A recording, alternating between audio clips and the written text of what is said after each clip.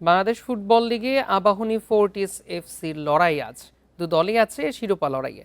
টানা 5 জয়ের আত্মবিশ্বাস সঙ্গী আকাশী নীলদের। ফোর্টিসের জন্য জয়ের ধারায় ফেরার চ্যালেঞ্জ।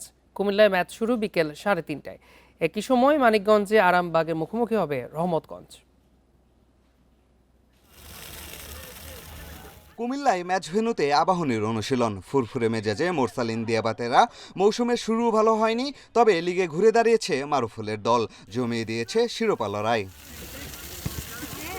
দ্বিতীয় লেগে এসে চেনা ছন্দে ধানমন্ডির জায়ান্ট। বিদেশি রিক্রুট দিয়াবাতে এমেকা ধারাবাহিক, মোরসালিন আলামিন মিরাজুলরাও গোল পাচ্ছেন। রক্ষণের দায়িত্ব ঠিকঠাক সামলে নিচ্ছেন হাসান কামরুলরা।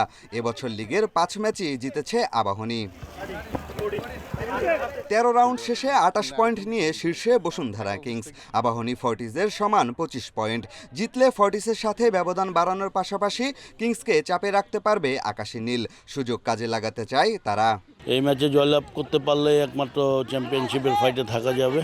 তো আমাদের খেলোয়াড়রা সেই লক্ষ্য নিয়ে আগামীকালকে মাঠে নামবে, যাতে জয়ের মধ্য দিয়ে তারা চ্যাম্পিয়নশিপের দিকে এগিয়ে যেতে পারে। খেলোয়াড়রা সবাই ফিট আছে মোটামুটি, তারা চেষ্টা করবে তাদের সর্বাত্মক দিয়ে যাতে কালকে জয়লাভ করতে সমর্থ হয়।